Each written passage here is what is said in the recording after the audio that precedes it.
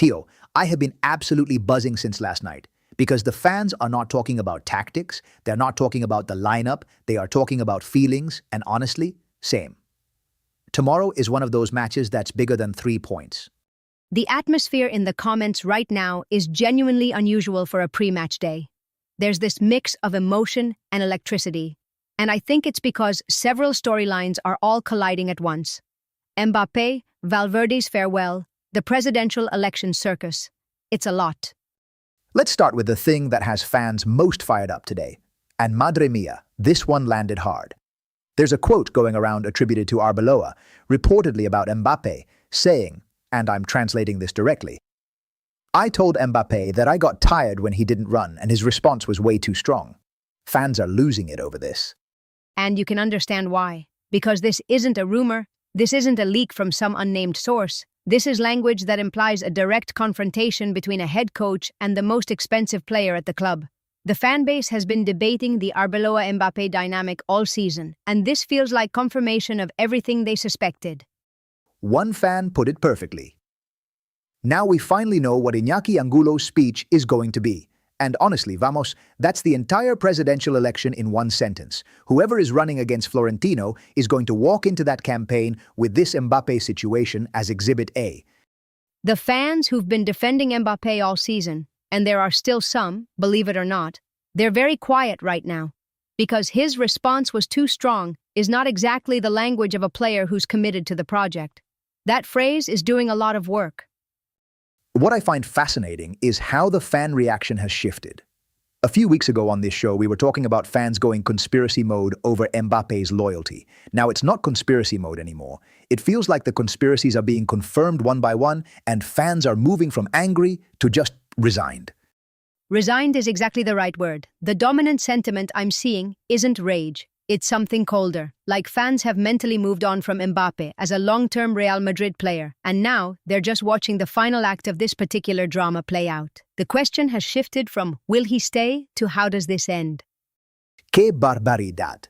Okay, let's pivot to something that's actually generating genuine warmth in the fan base, because not everything today is about drama. Ernesto Valverde, El Chingurri. Tomorrow is his farewell match as Athletic Club manager, and he's bringing them to the Bernabéu. Fans are feeling this one. And the interesting thing is that the affection isn't just from Athletic fans. Real Madrid supporters are also acknowledging this. There's a respect in the comments that you don't always see when an opponent visits. Valverde won with Athletic at the Bernabéu back in 2005, and fans actually remember that and are citing it as part of his legend. It says everything about the man that even rival fans want to give him a proper send-off. One fan was saying, and I'm paraphrasing, "Glory to the incorruptible ones." And I think Valverde fits that description perfectly. 20-something years managing Athletic, never left for a bigger club, never chased the money. In today's football, that's almost mythological. There's a real undercurrent of fans using Valverde as a mirror to hold up to their own situation. Like, here's a coach who stayed loyal to his club, built something real, leaves with his head high. And then you look at the Bernabéu dressing room right now, and the contrast is pretty stark. That's such a sharp observation, Maria, because it's not explicit. Fans aren't saying Valverde good, Mbappé bad, but the emotional logic is there. The comments about Valverde's loyalty are doing double duty. They're celebrating him and processing their own frustrations. Exactly. And from a pure fan culture perspective, tomorrow has a ceremonial quality to it. Last home match of the season, a legendary opponent coach saying goodbye, a squad that's had one of the strangest seasons in recent memory. The fans who are going to the Bernabéu tomorrow, they know this is a moment. Now, the other big topic swirling today, and we've touched on this in recent episodes, but it keeps developing, is the presidential election chaos. There's a comment floating around that one fan translated basically as, "Let the circus begin," and that's the general vibe. Riquelme, apparently, is working on a full project to present himself as a candidate. Which is, Rafa, the comments on this are absolutely unhinged in the best possible way. The fans who are genuinely excited about a Riquelme candidacy, the fans who think it's a distraction operation to make Florentino look like the stable option, the fans who just want the whole thing to be over, so there's actual sporting leadership at the club. And then there's the Laporta angle, because apparently the Barcelona president is now making veiled threats toward Florentino, and fans are going absolutely wild about that. One supporter pointed out, very correctly, that Laporta inserting himself into Real Madrid's internal politics is peak Barca energy. Stay in your own lane, Tio. The fans are split on whether to be angry or just amused. A few comments were basically saying, of course Laporta is worried. If Real Madrid sort out their leadership, the competitive balance shifts immediately. There's this sense that the chaos at the top of the club is actually benefiting Barcelona right now, and Laporta knows it.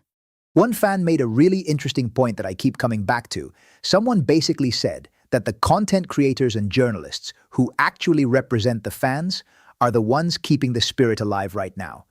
There's this real hunger for voices that feel authentic, that aren't in anyone's pocket, and that's actually a big deal for where fan culture is heading.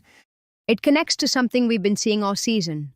The distrust of mainstream media, the Pedrerol backlash, the conspiracy theories about coordinated narratives. Fans are actively seeking out alternative voices because they feel the traditional press has an agenda. Whether or not that's entirely true, the feeling is real and it's shaping how the fan base processes everything. And there's also someone in the comments flagging Barrenetxea as a name to watch tomorrow, not as a Real Madrid player, but as a genuine threat from Athletic's side. Fans who do their homework on the opponent are warning the others, don't sleep on this one. Athletic are not here to make up the numbers on Valverde's farewell. Athletic Club to the Bernabéu on the last home day of the season, with their legendary coach stepping down. They are going to come with everything, and the fans know it. There's no complacency in the comments, which is actually refreshing after a season where complacency has been a recurring theme. So to bring it all together, tomorrow is Vini, Bellingham, Mbappé, and the rest at the Bernabéu for the final home game of a season that has been, let's be honest, a lot. And the fans are going in with their eyes open. They want a performance, they want to send Valverde off with a proper match, and they want something that at least hints at what next season might look like. And we'll be here tomorrow morning to get into all of it before kickoff. The lineup news, the latest fan reactions, probably more Mbappé drama, definitely more presidential election takes. Vamos, tomorrow's episode is going to be a lot. Hala Madrid. Hala Madrid y nada más. See you tomorrow morning, and Tio, enjoy tonight, because tomorrow the Bernabéu gets its last roar of the season. Make some noise.